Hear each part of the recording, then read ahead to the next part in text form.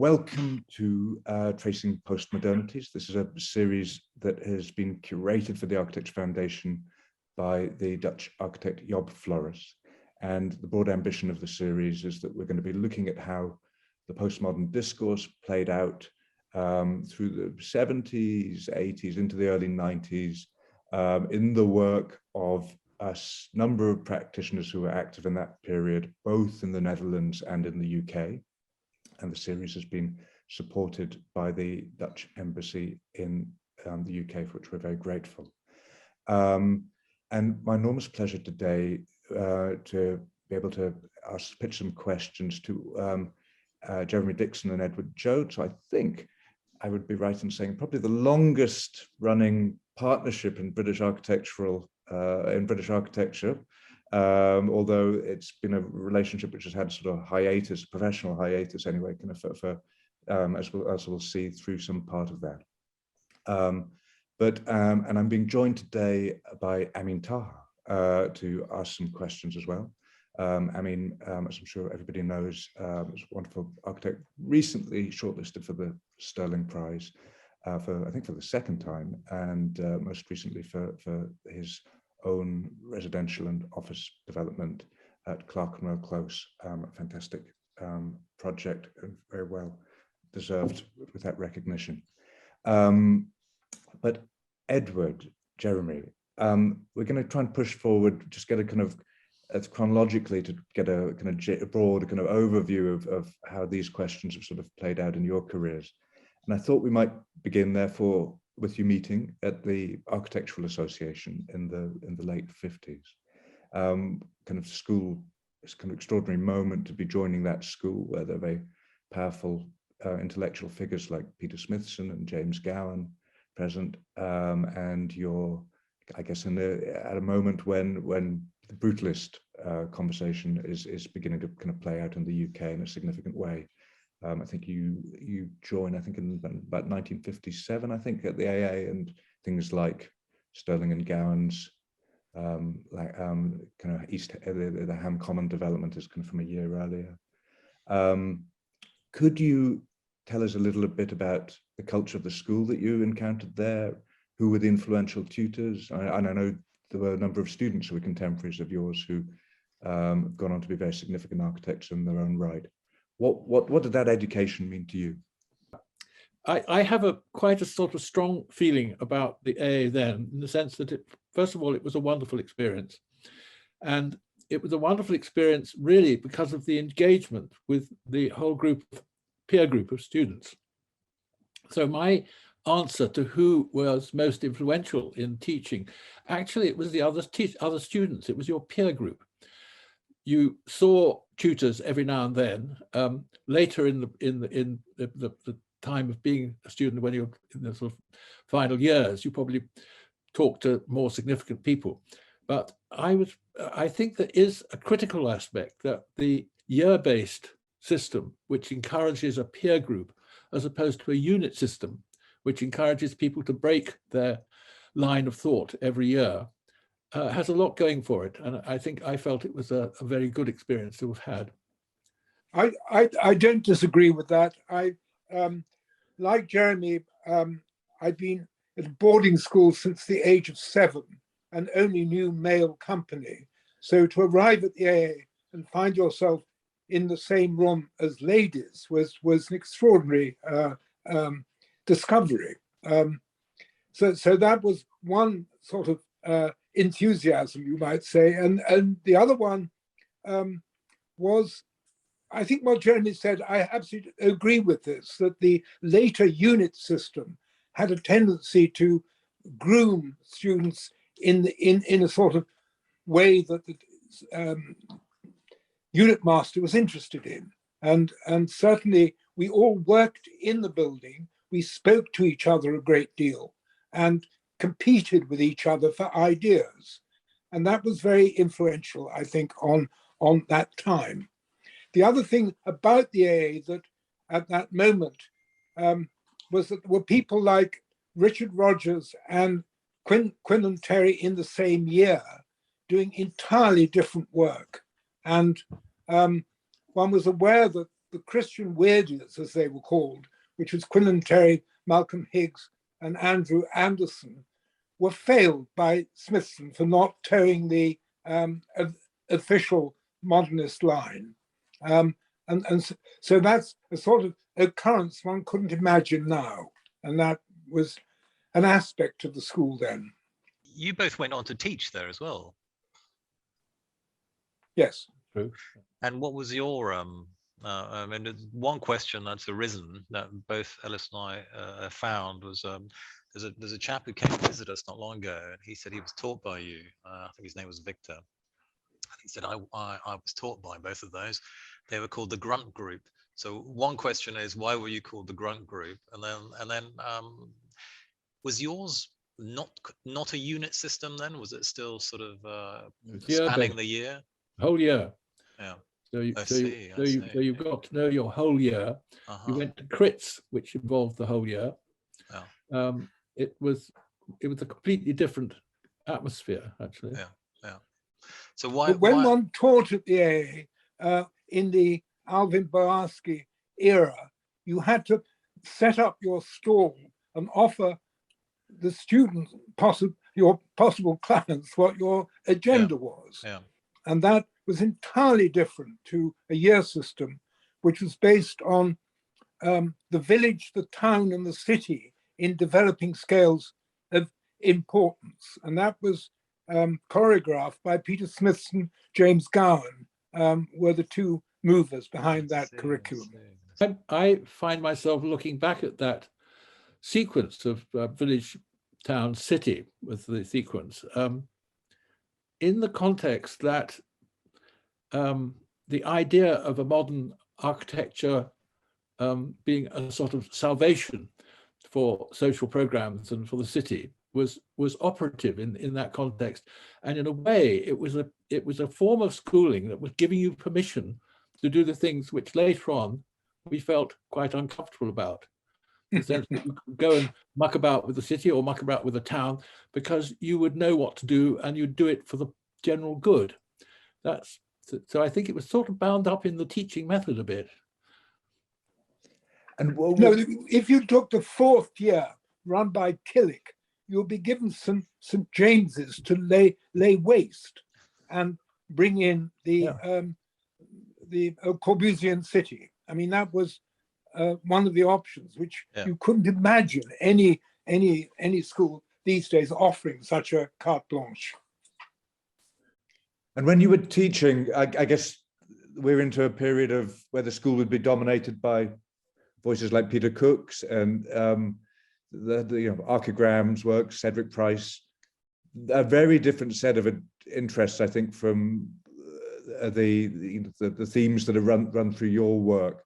How did you feel about the emerging direction of the avant-garde at the AA in that period? Well, I have to say, Ellis, Cedric Price was my first year master. I mean, not master, tutor. And then he was also a tutor to me in the third year, where he towed quite a conventional line of doing regular buildings. So I don't think Cedric at that moment had found his voice. That was in the late 50s. In answer to Amin's question about the grunt group, that was a name bestowed on us by Peter Cook. And what's his name? Martin Pauly described us as the lost generation, although he was in the same year as Jeremy and myself in the fourth year. So those are just comments, I think. Yeah. What did it mean? What did grunt group mean? Yeah. Well, he described it as us being very preoccupied with particular conditions about architecture and drawing it in an extraordinarily persuasive way before the computer. So we were in love with the single line Graphos pen. But the grunt, surely a reflection of a manner at crits. Yes. Of particularly, I think actually Mike Gold, who was inclined to go, and I think that's where it came from. It was a physical mannerism that was picked up. I think Peter Cook you know, I have a huge admiration for him, and he's a wonderful teacher and critic. I think he was able to be quite waspish, and I think that label was a sort of waspish thing to say, a slight put down. I think that's what I felt. Sure. So I've never been wholly comfortable with it as a sort of title. Understood. I think Jeremy and I don't entirely agree about this, in that Peter Cook edited an A+U called Unbuilt England in about 1977, and he chose to bring out the grunt group as a particular sensibility that was rather English, I think, through affection, I think. But Jeremy sees it as being more waspy. You can be both. Yeah. Yes, I think you can be both. You can be either and or. Yeah.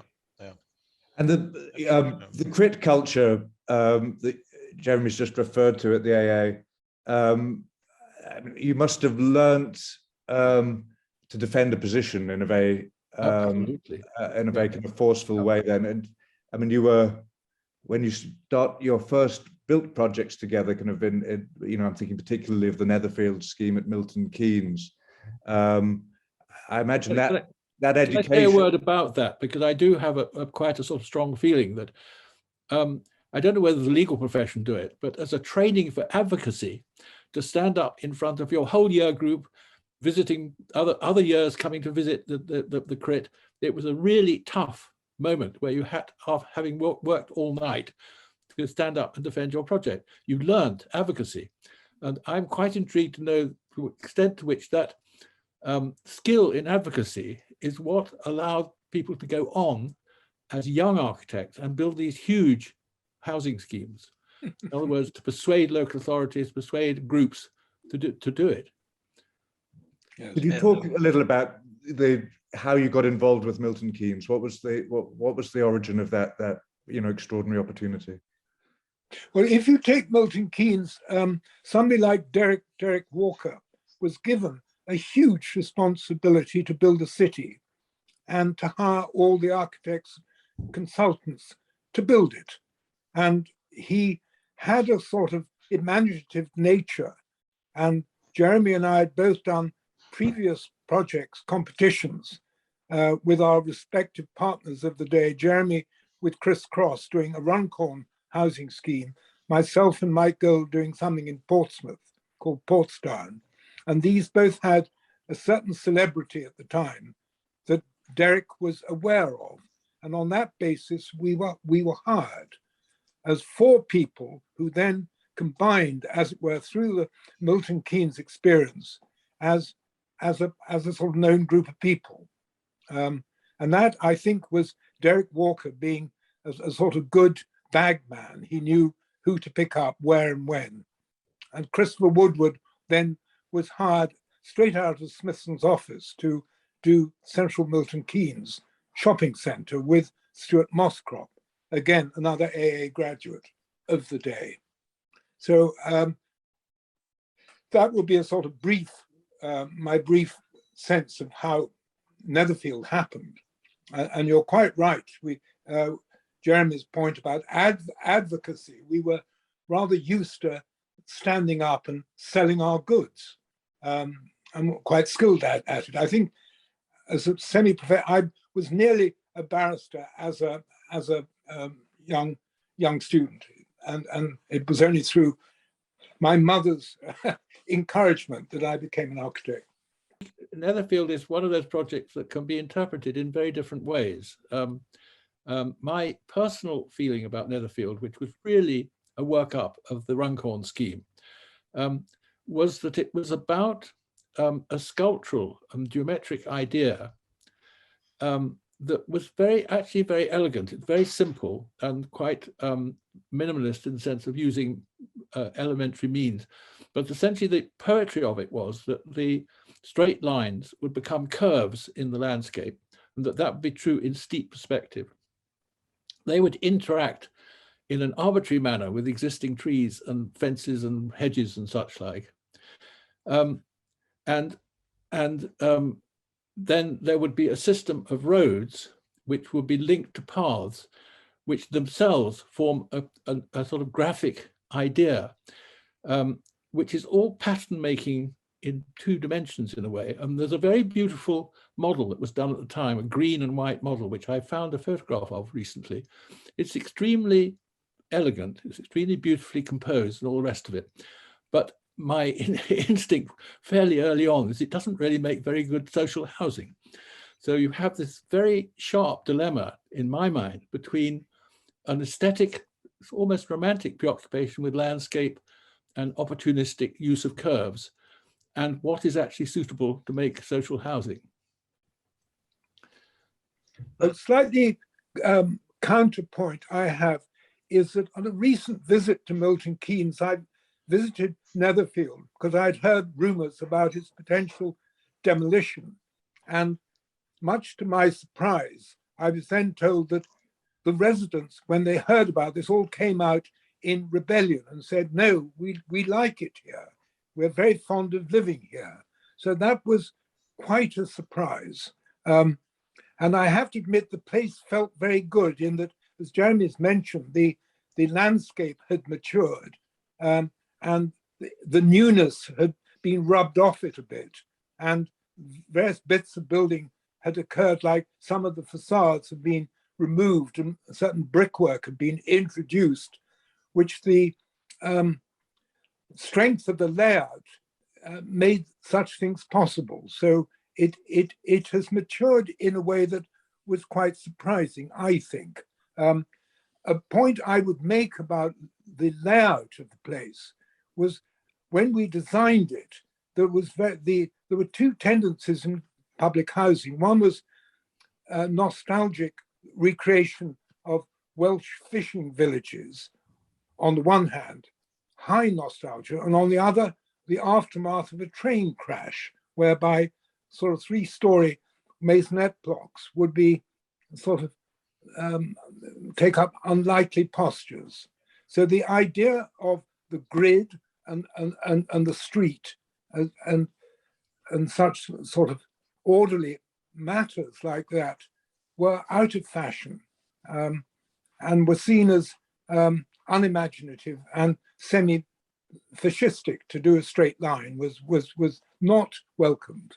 But interestingly, as students, we were lectured at the A by John Summerson on the Georgian city, London in particular, and the squares and streets and regular figures that came out in the Summerson lectures, I think had a lasting influence. And it's not to suggest that Netherfield is a Georgian city, but we were not perturbed about the straight line and saw some magic in it, particularly when set against the natural world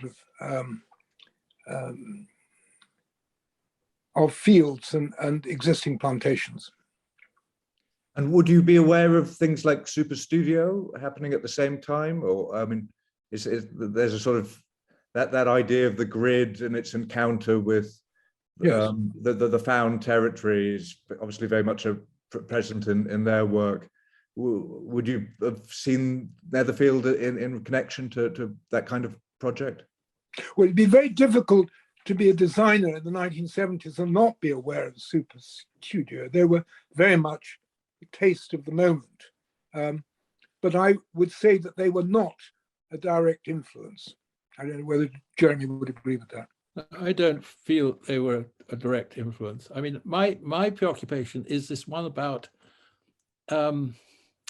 different kinds of architectural order, and since Netherfield is not a classical layout at all. There are no axes, there are no conclusions. Everything is open-ended.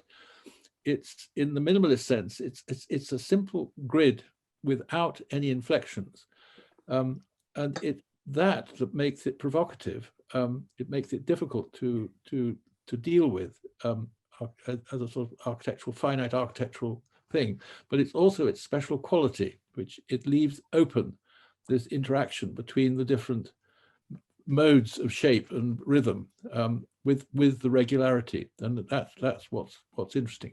There's no expectation for for its extension or end pieces to those. No, exactly. That's what I'm saying. Right. There was no resolution. It was completely open. In that sense, it's very close to a minimalist idea.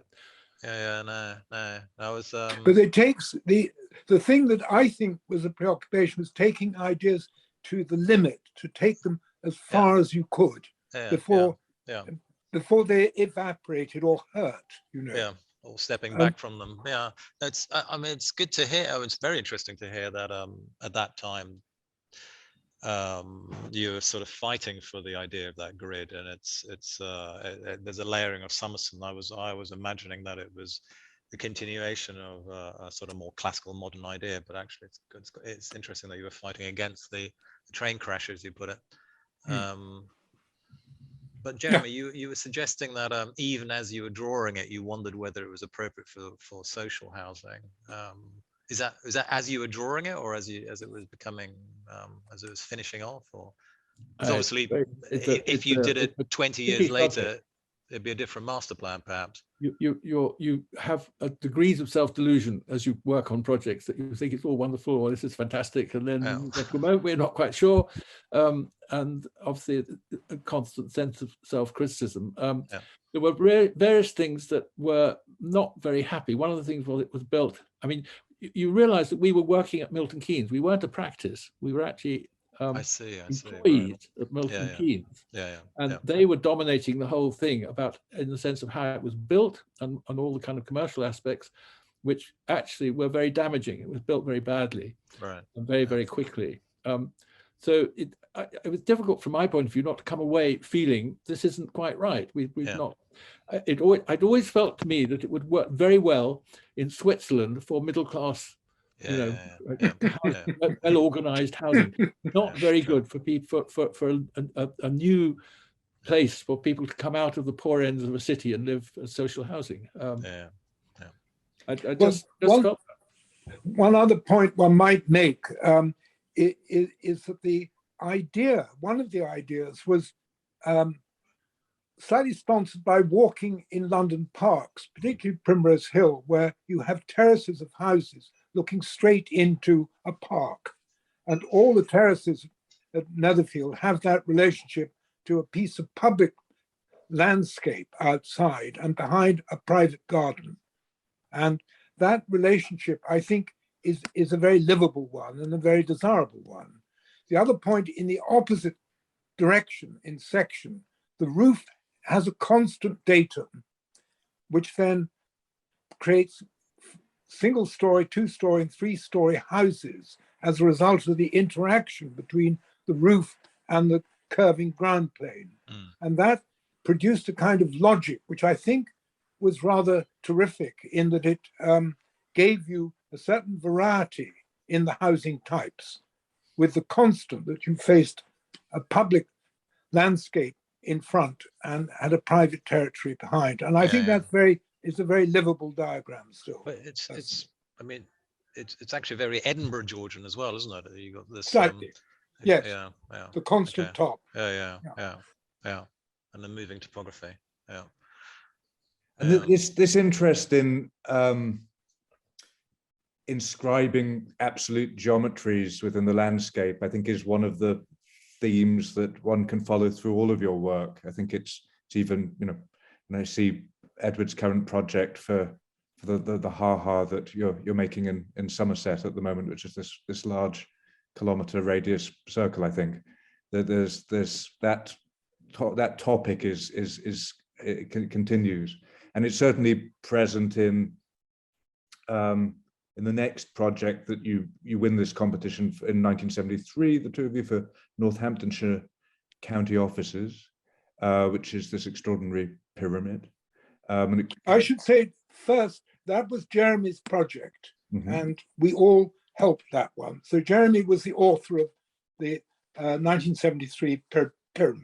Jeremy, could you perhaps then there's certainly, one can see connections with Netherfield, but there's also, the abstraction of Netherfield, perhaps one could say, has given way to an imagery which is more associative in the Northamptonshire scheme.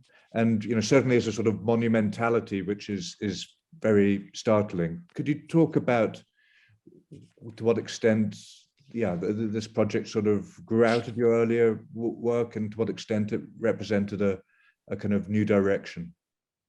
Well, I'll start by re-saying that what I thought was special about the Netherfield Runcorn thing was the beauty of the sculptural idea. In other words, it's a kind of emotional sculptural thing that looked lovely as an idea.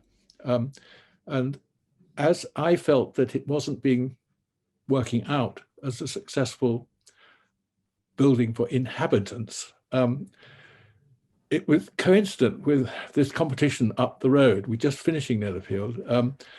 And I had just a strong feeling that one should do something that was amusing and likable for the general public, something you could just simply enjoy. And that was the motivation for making a symbolic building relating to local authority and local authority hierarchy and such like, the form of a pyramid, and then to place next to it a spiral mound of cars, but not in a way that is to do with grand alignments. They're just placed by eye in relation to each other. And then the building itself is located on top of a hill, which was where the site was, with a commanding view across Northamptonshire, but again placed looking at the connections beyond the site, an Iron Age fort in the distance, various things of that kind. So it's got a geometry, it's got the geometric relationship of the two things, the spiral and the pyramid, but almost more importantly, it has an open geometric relationship to a larger landscape that's only partially stated. So it's not tying all the thing up into a neat bundle, it's leaving things open. And that's a quality that I think is one that I was interested in. And the project has this sort of ambivalent quality. It's you could say it's high tech at some level, but it's also got this archaic quality. Yes, yes. Well, the pyramid. One of the things that was true at that time is the pyramid was an underused shape. So it's one of these shapes that you felt you could sort of take over in a way for the time. We knew of only one other scheme that was not an unbuilt scheme that was a big pyramid like that. And the other aspect of it, of course, is that because it was offices, and offices were at that time open plan offices, functionally, it's incredibly pliable. In other words, you can shape open plan offices into any shape you like, virtually. So in a way, what's more important, there's some variety between different floors and different positions in floors. So to make a pyramid out of open plan offices is not to erode the functional aspect at all. It works perfectly well. And in relation to our conversation about postmodernism, I mean, so here we have something that's very explicitly symbolic in its imagery, and to what extent is that kind of postmodern discourse beginning to shape the direction you're moving in at this point?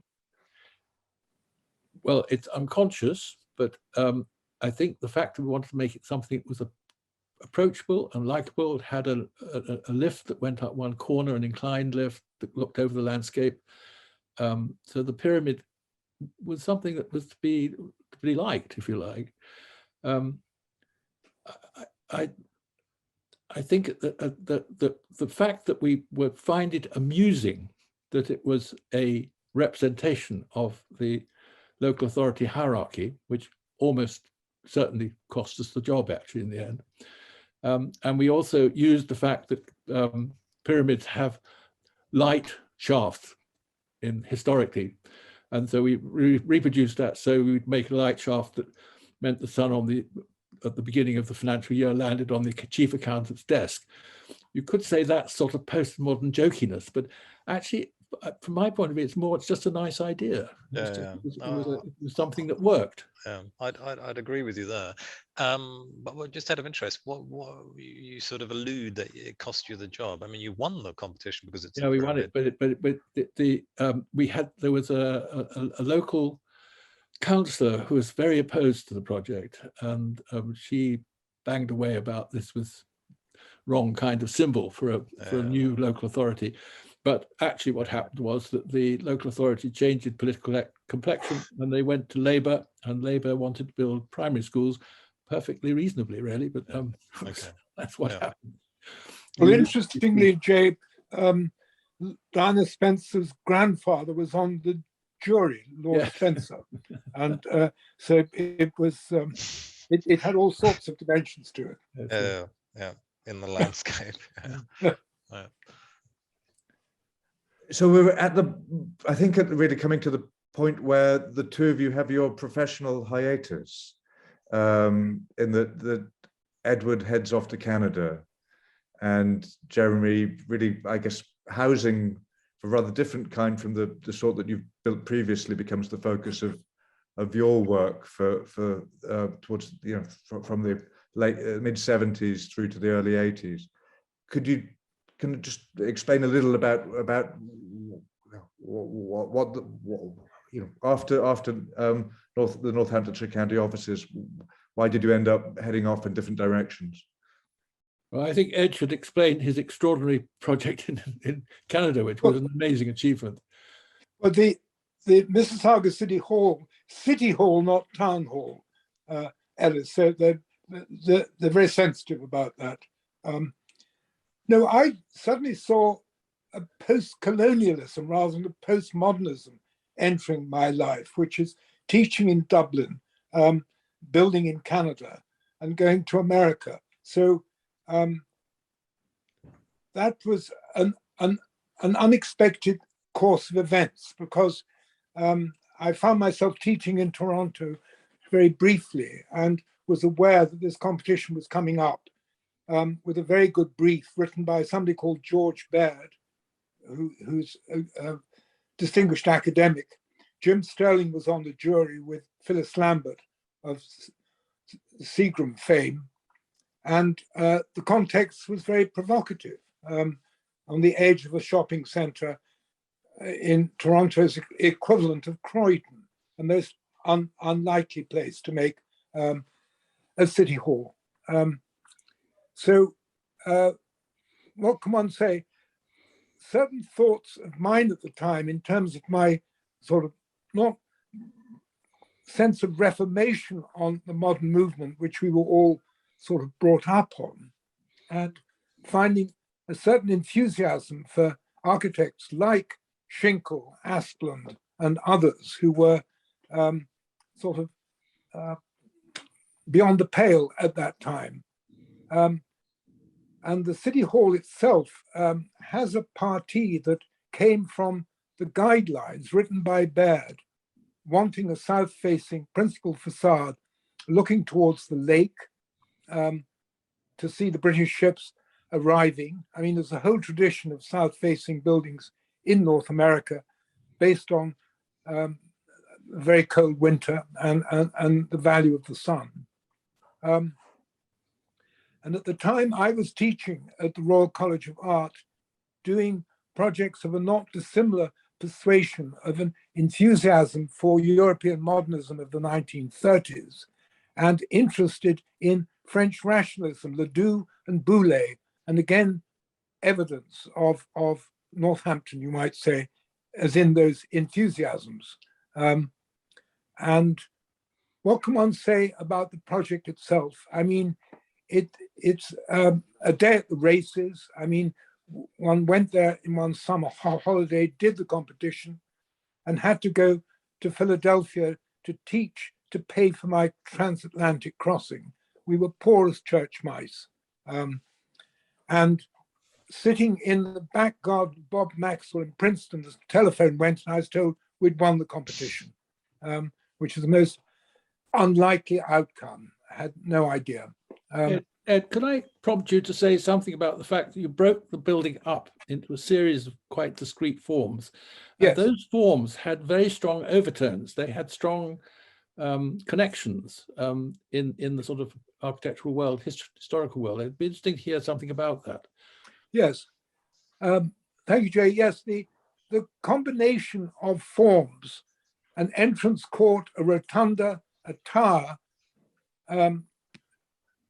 composed behind a very strong fronting building. So there was something of the Armée de Salut of Corbusier in that move, of an assortment of forms in front of a sort of parent form.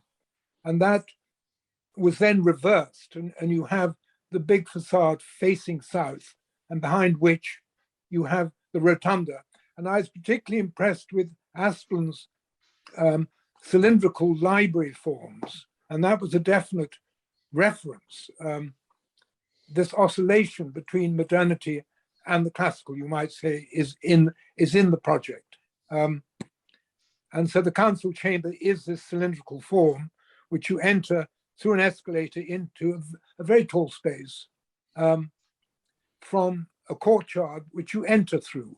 And I gave the project the title, A Building for Two Seasons, in that in Canada, you have summer, you have winter, and fall and spring are hardly noticed. So there's a major space facing the lake, and then there's a major piazzetta within the building itself. So those were some of the influences. The other mention I should make is of the oblique influence of Leon Krier, who was a neighbor, a friend in London. We spoke a lot, discussed work together quite a lot, as part of the Belsize Park resistance, as he called it. So it would be not accurate to describe this project without some reference to Leo, who produced a school unbuilt at Saint Quentin on Yvelines in France. And my detractors will say, well, of course, I just pinched his project, which is not true. But certainly he was influential, and I'd be disingenuous if I didn't give him some credit, as I think he was very influential chap at that time. Stirling's work changed radically as a result of his influence, as did Michael Graves. His work came very much under the influence of Leo at that time.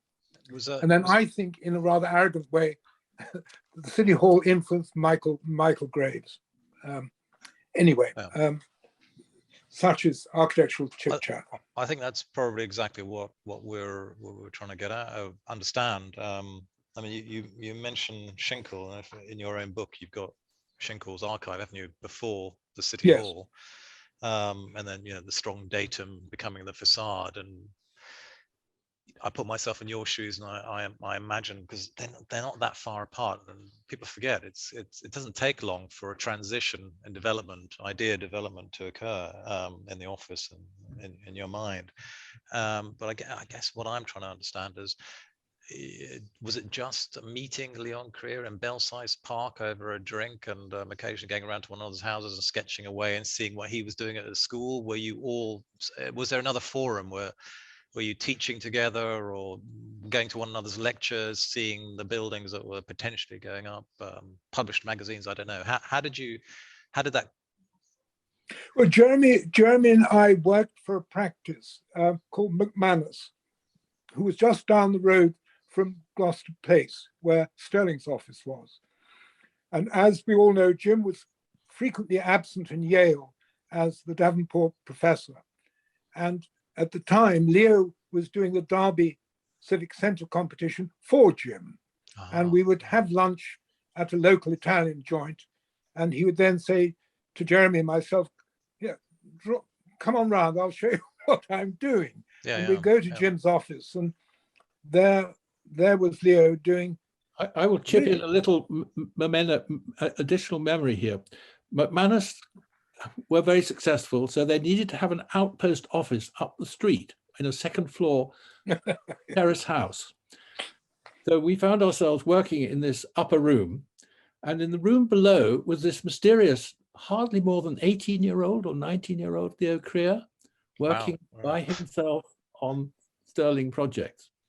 And that's, I think, how we met him in that context. Yes, that's true. That was a really, looking back on it, he was an extraordinary natural, because he wasn't trained as an architect. He was just sitting there doing these drawings of rather remarkable schemes. But this is the sort of untold stuff, you don't find in any of these books or publications that actually you were working in a sort of independent office on your own, with sort of tangential connection, I guess, to McManus on a daily basis. But yeah, no, that explains a lot how these things occur. Yeah. No, and definitely that created a sort of long-standing friendship. I mean, one is always happy to see him. He's not around this country much now, unless he's speaking to the Prince of Wales. No, he was very influential. And obviously, the City Hall features on the front cover of Jenks's Language of Postmodern Architecture, or at least the edition I have of it.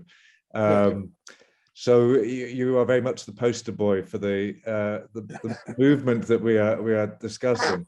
But obviously, postmodernism is quite a broad church, and there's a lot of different manifestations. I mean, I guess we're backtracking a little in history now. But so, Jeremy, you were, while Edward was heading off to Canada, you were back in London developing a series of really marvelous housing projects, I think, kind of from the mid-70s, and I guess the first one being the St. Mark's Road scheme, which really does suggest a very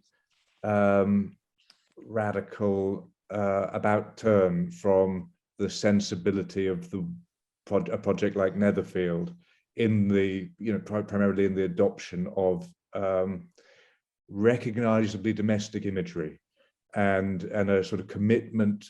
Of course, you're building within an existing urban environment rather than on a greenfield site, but there's a commitment to working with the imagery of the city as found.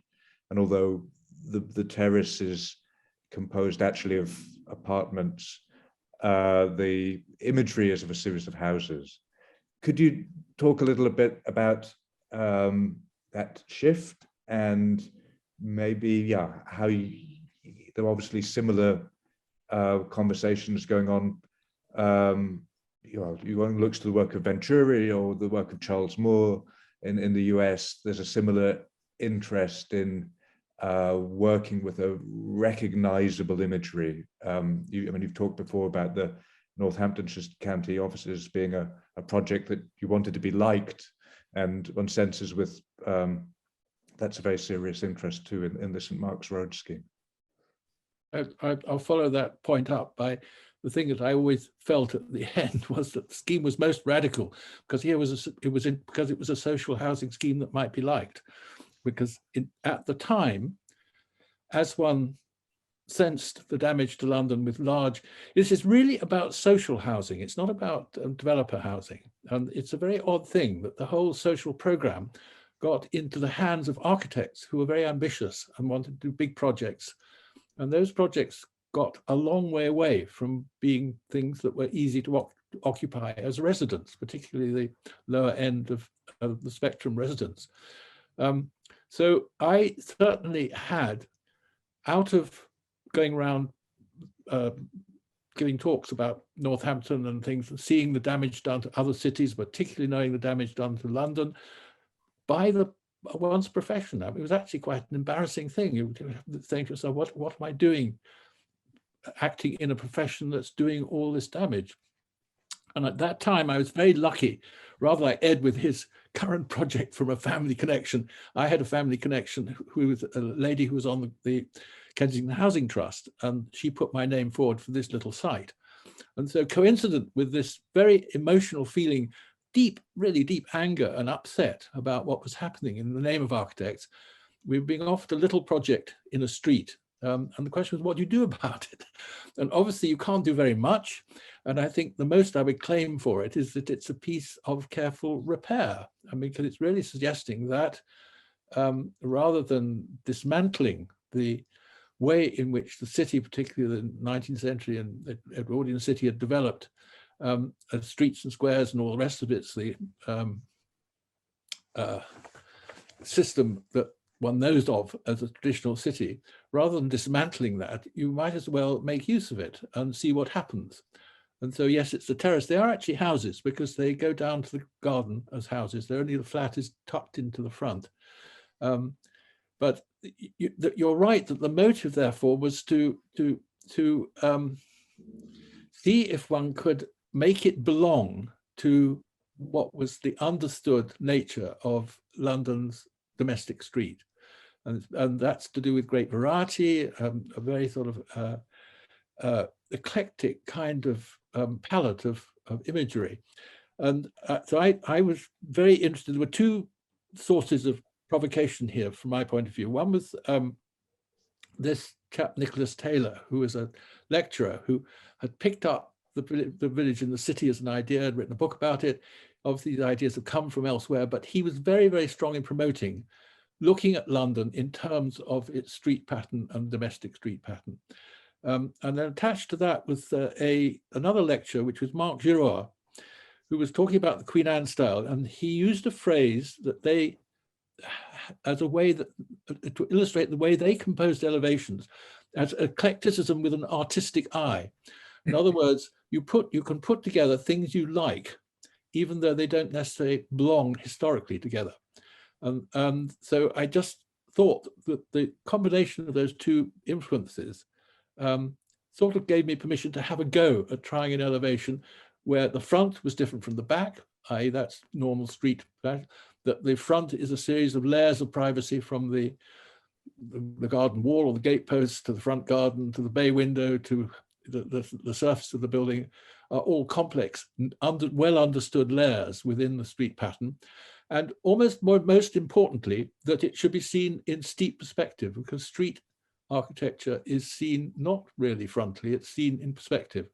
And so you're looking at how various shapes and patterns work when you see them in steep perspective. And it's just that sort of bundle of things, as I say, to do something really quite unadventurous. It's just a bit of repair. It's a little bit of illustrate how you might repair a little bit of a street. And in a sense, the topics you've been discussing, I mean, they're carried through in the Royal Opera House project, I think, kind of at a different scale. And but this is obviously the big competition you win, I think, in 1984, and then ultimately Edward comes back and joins you in 1989, and the project runs on till 1999. But once in that project, there's an ease or a comfort with making elevations which do very different things in response to very different conditions, and also this clear commitment to what the nature of a street is or the nature of a square is, as the fundamental underpinning idea. Yeah, so I was very helpful. We were talking the other day, and you pointed out the connection between St. Mark's Road and the Opera House. Of course, I'd never really thought about it before. But you're quite right; they are almost identical in their emotional point of departure. In the case of the Opera House, that part of Covent Garden, beautiful, interesting area, was just about to be knocked down when the competition was on, and it was saved by action, by community action, and in fact, it was a whole unit at the AA was devoted their whole time to trying to stop the GLC project. They succeeded, and at the time they were starting on the project, it was in the context of being part of a small-grained, dense urban area, and the last thing you want to do is to put a great big building of a uniform nature slap in the middle of it. So I had a very strong emotional feeling that if you really had to do something to make it belong, and because it's a whole block, that's one of the things that's provocation, that when you have a whole block, there's really room for quite a lot of different things. You don't have to make it all the same. It's one of the problems with very big new modern buildings in central London. They tend to start occupying the whole block. Anyway, so that led to giving oneself permission to try to allow yourself to break the rule about consistency. I mean, there's a very sort of powerful implied rule in architecture of consistency, that you say, okay, what happens if I don't follow the consistency? I allow it to be different according to different circumstances. It's not entirely logical. I can see all the sort of dangers of it, but it just seemed worth trying for this particular situation, because it was necessary, I felt, not to make a very big single sort of statement monument for the whole project. And that was there right from the competition. It was right from the earliest notion. There was a little model as part of the competition which illustrates already that idea of diversity of treatments. Now again, you see, it's not willful postmodernism. It's postmodernism in the sense of doing something you felt was necessary to do. One of the topics this raises is the sensibility one had at the time of walking down the street, seeing a perfectly good terrace of 19th century houses being removed, and that created, speaking personally, a sense of real anguish that this was totally unnecessary to be doing this. Yeah. And that you might say is one of the sort of core issues to do with the postmodern debate. I mean, these buildings don't have to be taken down. And they were frequently removed on the basis they didn't have lavatories or something sort of very sort of petit bourgeois in its sensibility. Excuses for doing it. Yes, excuses for doing it. No, you're adding as quite an emotional layer to the reasoning for that transition. Again, you know, most of us wouldn't find if we were just flicking through the books and trying to understand, you know, how the taxonomy of architecture works. Yes. From this to that. And it's good. It's good to hear. Can I just add just an observation which struck me again coming to this occasion? The extraordinary difference in the way they happened. That is that Ed got his building built with a new team in a new place in an extraordinarily short time. Yeah. And at the same time, the Opera House was going on and on and on and on and on. And in a funny way, there was an aspect of the time of the Opera House which allowed you to make changes of style at different times. So it began to have its own archaeology in a way, just because it went on so long. But it's interesting that the mixed palette of the Opera House meant that you suddenly found yourself with enemies who couldn't stand what you were doing, because certain classicists would say, why aren't you just, you know, doing it again? You would say, well, no, we can't quite do that. And modernist friends who are welded to their high technology. Yes, we upset everyone. That's that. Yeah, it was very unpopular. You know, well, you probably know you're doing something right. Yes, exactly. I mean, I think architects do fall into those who have an appreciation of all architecture. You'd almost call it a love of architecture. You recognize whoever they are, whether it's Borromini or you know, more contemporary, or contemporary architects, exactly. Who, if it's done exceptionally well to that idea, you've taken, as you say, that idea to a point of evaporation and maybe step back. You appreciate all of it, and you could probably, dare I say, both of you are skilled enough to then drop in any of those offices and excel in whatever language those architects are doing, and because of that appreciation, your own work then is relaxed enough to cope with. You know, from your own experience, building is really, really hard. I mean, it's just difficult to get it right. So the business of being expert, genuinely expert in different things, is it's a bit of an illusion. Actually, you're not going to be the kind of expert that you probably ought to be in all the different circumstances. And having talked about this project, which is very much a patchwork, or kind of it's kind of comfortably kind of fragmentary, you then win. Maybe this is the last project we should talk about, because I think it sits within our kind of time frame of running up to the early 90s. But the Venice Bus Station, which I think dates from 1990, which in a sense is again we find this. Have a look at Ellis. It's behind Ed's head. it's Ed's halo, yeah, floating above Edward's Oh, head. yes, And behind me, you'll see it behind me as well, actually. yeah. Right. So in a sense, this is yeah, here you're inserting, again, a very absolute geometry into a very complex existing urban situation. In a sense, it sort of feels you know, kind of almost diametrically opposed to what we've just been discussing. Could you talk a little bit about that encounter between this great circle and the city of Venice?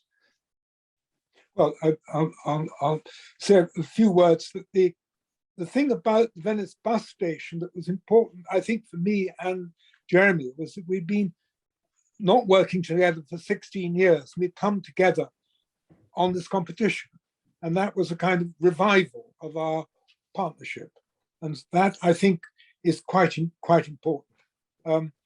Great shapes, whether it's the circle, the pyramid, the square, the golden section, whatever they are forms that are great, and they are important to the story of architecture.